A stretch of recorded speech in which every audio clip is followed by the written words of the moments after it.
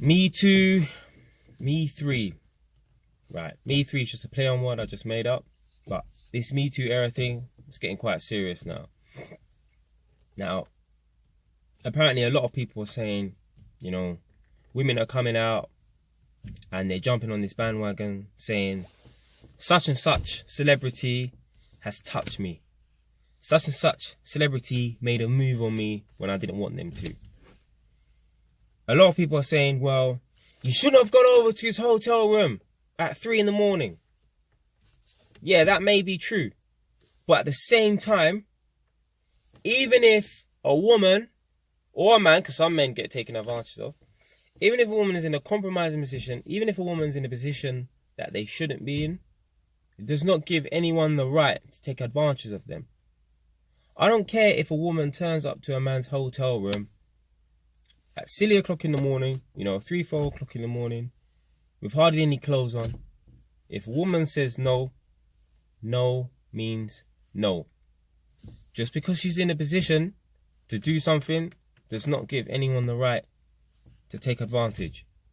Oh, so if a child is in a house with an adult on their own, that means that the adult, no. No. Just because you're in a position to do something with a lady or whatever does not give you the right to proceed if the woman says no. You need to adopt some self-restraint, yeah? Or else you'll be locked up in prison. Now, I've had someone approach me. They didn't solely come to me, with that problem, but we were talking inside of a Caribbean shop once. And I was basically working on a big project. And one of the administration staff, we were quite cool, black lady, she told me about one of the supervisors. And he basically touched her, yeah, whilst they were in the car. Now, not justifying anything here, but I could see why a guy like that would try and make a move on a woman like that, because she's very, very unladylike. She is not classy at all. She is very loud. What do I mean by this? She's the type of woman, she was talking about her private bits inside of a Caribbean shop in front of people she doesn't know. Even if it was in front of her mum, she shouldn't be talking about her private bits, have a bit more class. So I could just imagine, how she goes on when she's around men, in a secluded environment or whatever, or confined environment, whatever. I could imagine certain men trying to take advantage of her or trying it on. So she told me she was in his car and he went and he grabbed her some way he shouldn't grab her. Now, obviously, he's wrong. Yeah. Obviously, she put herself in a position for something like that to happen. Like, why are you in the man's car when you're not supposed to be, really? But, people are free to, hang out where and whoever they want with. But she put herself in that position. But at the same time, he is wrong. He should not have touched her. And I said to her, yeah, now this is going back to the Me Too era as well, yeah. I said to her, you need to report that guy. You need to report him to the police. And she didn't really say anything. And I said, do you know why you need to report him to the police? What he done to you, right, is bad, but it's not that bad. But you need to take some responsibility, because by you not saying anything, you could put the next woman in danger. That's why you need to go to the police. You don't really need to go to the police because of what he did, right? You could have just gave him a slap or whatever. But then you never know, you might have hit her back. But, I don't know what would have happened in that situation. Or at least push him away. She did push him away, whatever, yeah? So she made him know what you're doing, is not appropriate. But I told her, you need to go to the police. You need to report him, because he might try that on someone who's more vulnerable. That's why. A lot of women, right?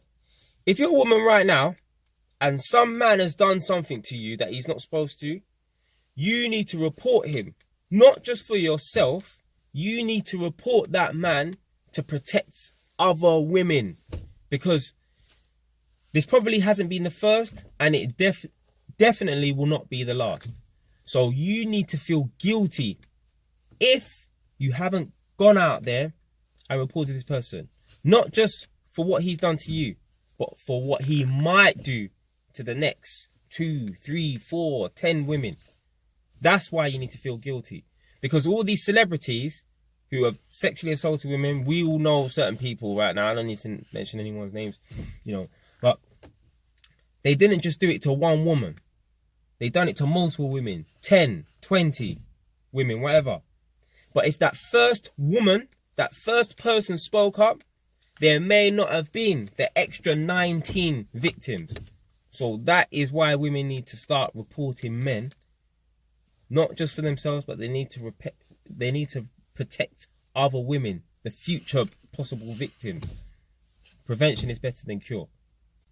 But I'm not going to lie though, that Me Too era thing that's going on in America, because it's not really big in the UK or anything like that. It's not really going on in the UK.